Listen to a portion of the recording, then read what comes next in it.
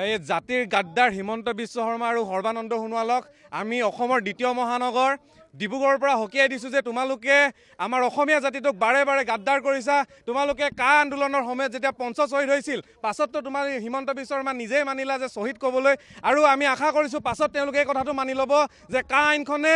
আমাৰ অসমীয়া জাতিটোক শেষ কৰিব বুলি। কেৱল কা আইনখন যেতিয়া লাগু কৰিছিলে তেতিয়া আমি অসম জাতীয়তাবাদী যুৱ ছাত্ৰ পৰিষদে আমি বাৰে বাৰে কৈ আছিলোঁ যে এইখনে বাৰে বাৰে ইয়াৰ ডেট সলাই ইয়াৰ তাৰিখ সলাই আমাৰ বিদেশীসকলক স্বদেশী কৰাৰ এটা ষড়যন্ত্ৰ কৰি থাকিব, আৰু তাৰ পাছতে আজি 2014 চনৰ পাছত আকৌ 2024 চনলৈকে তেওঁলোকে এই বিদেশী অনাৰ যি কৌশল কৰিছে। গতিকে তাৰ প্ৰতিবাদ স্বৰূপে আজি আমি অসম জাতীয়তাবাদী যুৱ ছাত্ৰ পৰিষদ ডিব্ৰুগড় জিলা সমিতিয়ে ডিব্ৰুগড়ৰ মাজমজিয়াৰ পৰা আমি দিছপুৰক হকিয়াই দিব বিচাৰোঁ যে অনাগত দিনত তোমালোকে যদি এইখন পুনৰ এনেকুৱা ধৰণে ষড়যন্ত্ৰ কৰি অসমীয়া জাতিৰ ৰাজহাড় কুঙা কৰিবলৈ বিচাৰা তেতিয়াহ'লে ডিব্ৰুগড়বাসী ৰাইজে তোমালোকক কেতিয়াও মাফ নকৰে, অসমীয়াবাসী ৰাইজে কেতিয়াও তোমালোকক মাফ নকৰে।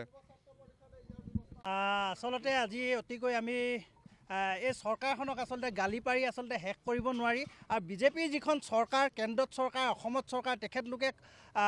খিলঞ্জীয়াৰ সুৰক্ষাৰ কথা কোৱা এখন চৰকাৰ, খিলঞ্জীয়াৰ সুৰক্ষাৰ কথা কৈ কৈ এইখন চৰকাৰে তেখেতলোকে নিৰ্বাচনী বৰ্তনী পাৰ কৰিছে আৰু খিলঞ্জীয়াৰ মূৰত মাধৰ মাৰ দিছে যে আজি এই জলজল পটপটকৈ প্ৰমাণ হৈছে। আৰু তেখেতলোকে যিহেতু নেকি 2014 চনৰ 31 ডিচেম্বৰলৈকে তেখেতলোকে যি কা আইনৰ যিটো বলবৎ কৰিছিলে তেখেতলোকে এতিয়া বৰ্তমান কি হৈছে 24 ডিচেম্বৰ 31 তাৰিখলৈ তেখেতলোকে আকৌ 10টা বছৰ ল'লে। আচলতে তেখেতলোকক কি আচলতে তেখেতলোকে এনেধৰণৰ কাৰ্যসূচীবিলাক কিয় কৰি আছে, আৰু যিবিলাক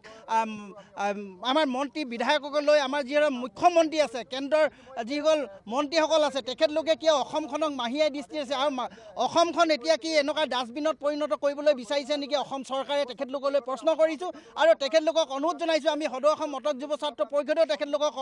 প্ৰশ্ন কৰিছোঁ যাতে তেখেতলোকে এই খিলঞ্জীয়াৰ ওপৰত যেনেধৰণৰ তেখেতলোকে মাধমাৰ সুধাই আছে, খিলঞ্জীয়াৰ অস্তিত্ব ৰক্ষাৰ কোৱা যিখন চৰকাৰে খিলঞ্জীয়াৰ ওপৰত যেনেধৰণৰ তেখেতলোকে অত্যাচাৰ কৰে, এই মানৱীয় অত্যাচাৰ কৰিছে, তেখেতলোকে এইবিলাক কৰা বন্ধ কৰক। অনাগত দিনত কিন্তু অসমত